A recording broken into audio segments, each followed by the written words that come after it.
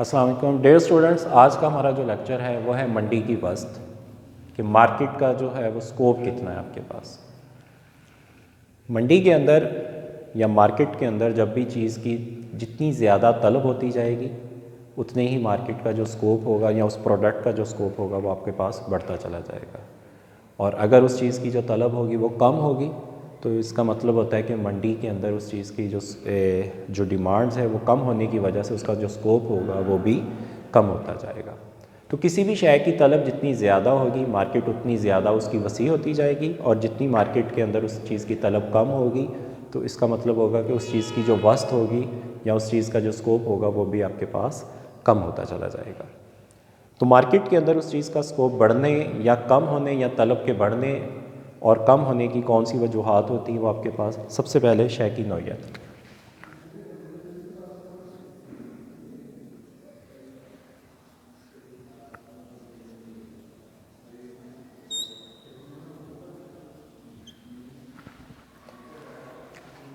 कि मार्केट के अंदर जो प्रोडक्ट बेचने के लिए लाई गई है यानी कि फ़रोख्त करने के लिए जो लाई गई है वो जो चीज़ है वो किस नौइयत की है।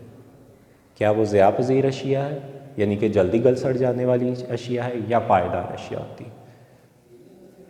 पायदार अशिया की जो मार्केट होती है वो वसी होती है। अगर मार्केट में उसकी प्राइस कम हो यानी कि अगर फ़रोख्त ना हो रही कम रेट पर फ़रोख्त हो रही हो, उसके ऊपर आने वाला जो एक्सपेंस हो वो आपका ज़्यादा हो तो आप उसको स्टोर करवा सकते हैं। आप उसको स्टोर करके बाद में जब उसकी डिमांड में इजाफा हो जाए तब उसको फ़रोख्त कर सकते हैं। लेकिन अगर वो चीज़ जो है वो ज़िया पज़ीर अशिया है यानी कि ऐसी अशिया जो जल्दी गल सड़ जाती है, जिनको आप स्टोर करना मुश्किल हो जाता है या कॉस्टली होता है स्टोर करना, तो इन अशिया को आपको फ़ौरी तौर पर जो होता है वो फ़रोख्त करना ज़रूरी हो जाता है। तो इसका मतलब अगर उसकी तलब कम होगी तो वहाँ पर आपको जो मार्केट के अंदर उसकी जो प्राइस होगी वो भी कम मिल जाएगी। और फिर ये भी होता है कि इन अशिया को आप दूर दराज एरियाज़ तक जो होता है वो नहीं बेच सकते क्योंकि ये जो चीज़ें होती हैं वो जल्दी गल सड़ जाती है आपके पास।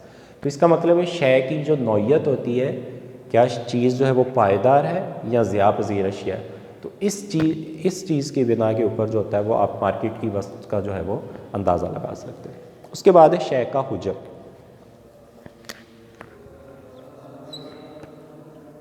शय का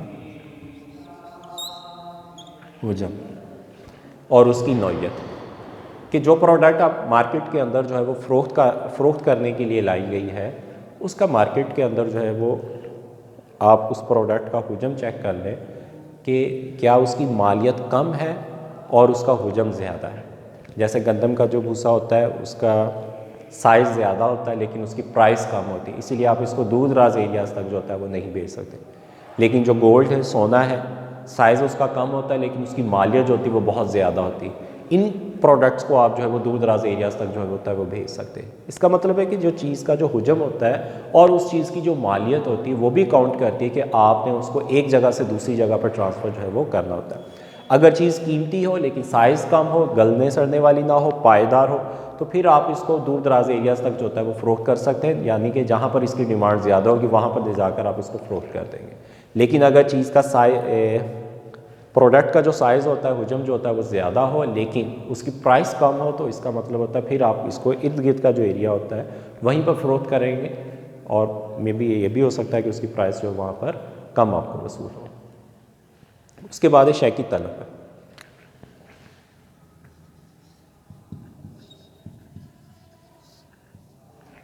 अगर मार्केट में उस चीज़ की डिमांड जो है वो ज़्यादा होगी, किसी भी चीज़ की डिमांड ज़्यादा होगी तो ज़ाहिर सी बात है उसकी प्राइस भी आपको जो होगी वो ज़्यादा होगी, उसकी मार्केट जो होगी वसी हो जाएगी। लेकिन अगर डिमांड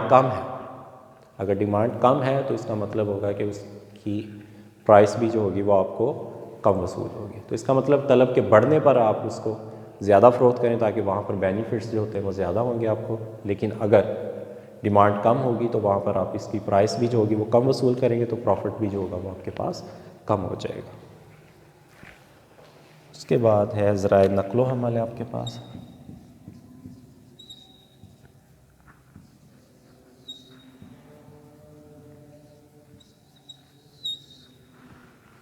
ट्रांसपोर्टेशन सिस्टम और कम्युनिकेशन सिस्टम अगर आपका अच्छा होगा तो आप अपनी प्रोडक्ट को दूर दराज एरियाज़ तक जो होता है वो फ़रोख्त कर सकते हैं। मार्केटिंग की मदद से आप एक जगह से दूसरी जगह पर प्रोडक्ट जो होते हैं वो उसकी पब्लिसिटी कर सकते हैं और प्रोडक्ट को एक जगह से दूसरी जगह पर जो है वो आप पहुंचा भी सकते हैं। अगर ट्रांसपोर्टेशन सिस्टम आपका अच्छा नहीं है या प्रोडक्ट को एक जगह से दूसरी जगह पर पहुंचाने में प्रॉब्लम है, तो इसका मतलब होगा कि उस प्रोडक्ट की जो तलब होगी सिर्फ आपके एरियाज़ के अंदर ही होगी, तो रेट भी उसका जो होगा वो कम होगा। लेकिन अगर ट्रांसपोर्टेशन सिस्टम अच्छा है तो आप अपनी प्रोडक्ट को दूर दराज एरियाज़ तक जो होता है वो पहुँचा सकते हैं। उसके बाद है निज़ाम बैंकारी आपके पास।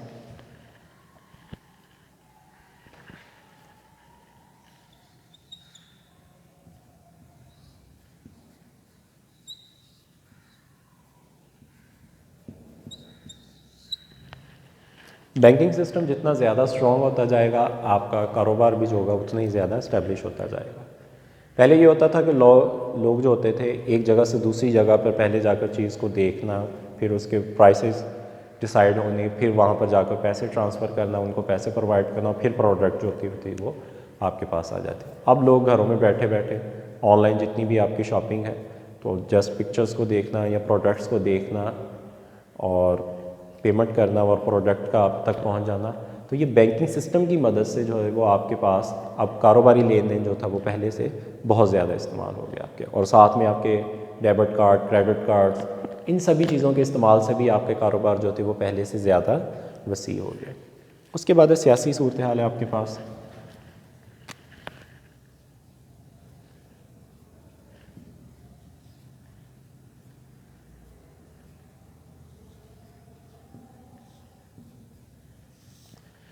अगर पॉलिटिकल सिचुएशन जो है वो आपके मुल्क की स्टेबल है, तो इसका मतलब है कारोबार चल रहे हैं, कारोबार वसी होते चले जाएंगे। अगर आए रोज़ हड़तालें हैं, दंगे हैं, फसाद हैं, इस तरह की अगर कंडीशंस होगी, जलसे होंगे, तो इस तरह की अगर कंडीशंस होगी तो कारोबार जो होंगे वो आपके ब्लॉक होना शुरू हो जाएंगे। तो पॉलिटिकल सिचुएशंस के स्टेबल होने से भी कारोबार जो होते हैं वो बढ़ते हैं, क्योंकि पॉलिसियाँ जो होती हैं वो वज़ा हो जाती हैं, इनके एक्सप्लेन होती हैं, और आप अपनी प्रोडक्ट्स को जो होता है वो दूर दराज एरिया तक जो होता है वो फ़रोख्त कर सकते हैं। लेकिन अगर पॉलिटिकल सिचुएशंस अनस्टेबल है, आए रोज़ दंगे फसाद है, इलेक्शंस हैं, इस तरह की प्रॉब्लम्स होंगी, तो इसका मतलब होगा कि आपकी प्रोडक्ट जो होगी वो नियर अबाउट रहेगी आपके पास। उसके बाद तिजारती पॉलिसी है।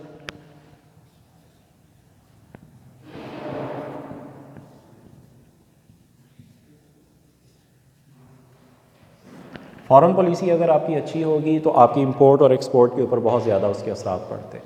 दूसरे ममालिक के साथ जितने अच्छे आपके ताल्लुकात होंगे, आपकी खारजा पॉलिसी जितनी अच्छी होगी, तो तब आपके कारोबार के ऊपर भी जो होंगे उसके बेनिफिट्स होंगे। इस तरह से आपकी जो मार्केट होगी, आपके प्रोडक्ट की जो मार्केट होगी वो दूर दराज तक जो होती है, अदर कंट्रीज़ तक जो होगी वो फैल जाएगी।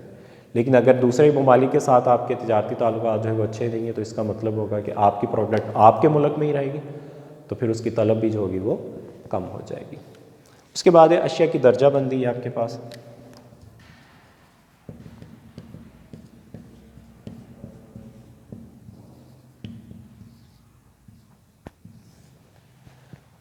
अगर प्रोडक्ट की लेबलिंग कर दी जाए, कैटेगरी बना दी जाए, ग्रेडिंग कर दी जाए, A grade, B grade, C grade, या लेबलिंग कर दी जाए, तो उस प्रोडक्ट को फ़रोख्त करना आसान हो जाता है। इससे भी आपकी प्रोडक्ट की जो डिमांड्स होती है वो बढ़ जाती है।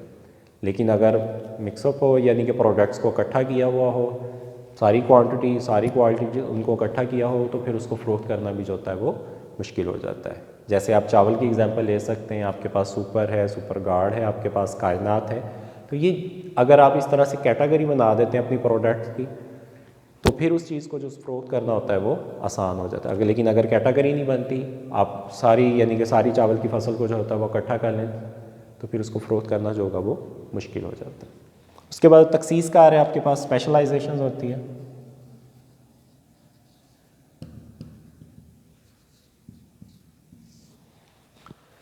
जब एक ही प्रोडक्ट आप बार बार पैदा करते हैं, प्रोड्यूस करते हैं, तो आपकी उसके अंदर स्पेशलाइजेशन हो जाती है, जिसे हम तखसीस कार कहते हैं। तो उसको पैदा करने के जो अखराजात होते हैं वो कम हो जाते हैं।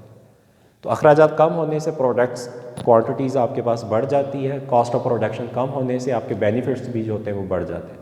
तो कम प्राइस पर आप उस अपनी प्रोडक्ट्स को जो होता है वो फ़रोख्त करते हैं। इस तरह से उसकी मार्केट्स के अंदर जो डिमांड्स होती है वो बढ़ जाती हैं, तलब वसी हो जाती है।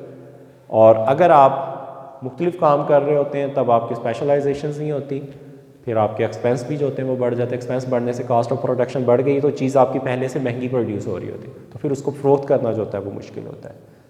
तो इन तमाम पॉइंट्स की वजह से आपके पास जो प्रोडक्ट होती है उसकी मंडी जो होती है वो आप उसको कैलकुलेट कर सकते हैं, क्या उसकी मार्केट जो होगी वो वसी होगी या फिर लिमिटेड होगी आपके पास। तो डियर स्टूडेंट्स, ये था हमारा आज का लेक्चर। अपना ख्याल रखिएगा।